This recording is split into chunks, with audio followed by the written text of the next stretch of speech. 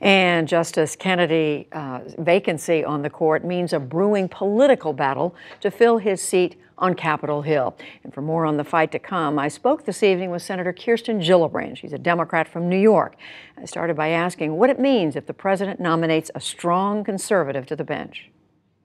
What the president has promised is he is going to appoint someone who will absolutely overturn Roe v. Wade, which basically means women's basic reproductive freedoms are at risk, women's human rights, our civil rights, our ability to decide what medical treatments they want. And I'm telling you, they're going to criminalize women's access to abortion services. They're going to criminalize women's reproductive choices.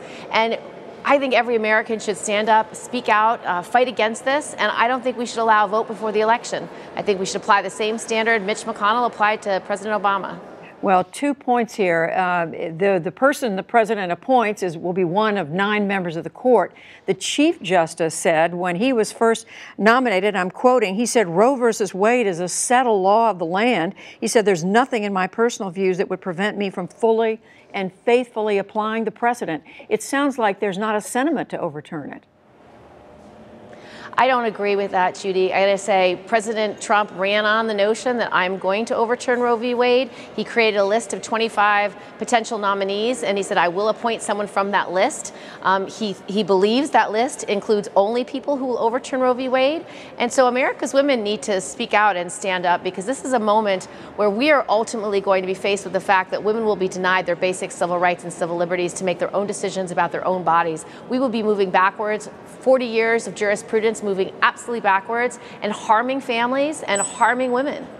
Well, you also mentioned the fact that Majority Leader McConnell has said he wants to move quickly. The president wants to move quickly. You and other Democrats are saying move this till after the election. But as you know, they're saying this is not a presidential election year. It's very different. It's a midterm elections, and there's a precedent for choosing other Supreme Court justices in midterm election years. That's not what Senator McConnell said then, and it's not what his Republican colleagues said. They said things like, we're going to overturn the Senate. We could have a different body of senators. These new senators should decide. The people of America should be able to have a say. The people of America should be able to have a say. And I believe the women of America have to have an opportunity to stand up and speak out and to make sure their views are heard on Election Day. I think this nomination should be left to next year, and I think that every person in America should let their congressmember know, their senators know how they feel about women's choices about their own health. It is something that is so dangerous and harmful. They want to punish women. President Trump said it himself. They want to punish women for their reproductive choices. Well, just quickly, Senator McConnell is pointing now to confirmations in the Senate of the nominee, Justice Kagan. He points out she went through confirmation in 2010, Justice Breyer in 1994, that these were all midterm election years.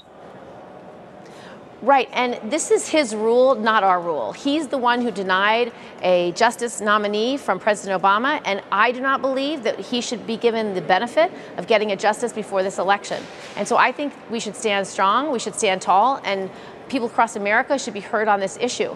Because make no mistake, this president intends to rewrite the law and to turn back history over 40 decades of jurisprudence to undermine women's rights and to harm women, to punish women. We know, Senator Gillibrand, the conservative organizations are gearing up to support whoever the president nominates, assuming they like the choice. Concerned Women for America, among others. They're saying, quote, our happy warrior activist ladies relish the fight and shine in these historic moments. Are you and other Democrats prepared for this fight? We are, and I'm prepared to fight it, and I know a lot of women around this country who are prepared to fight it. They've been marching since President Trump was inaugurated.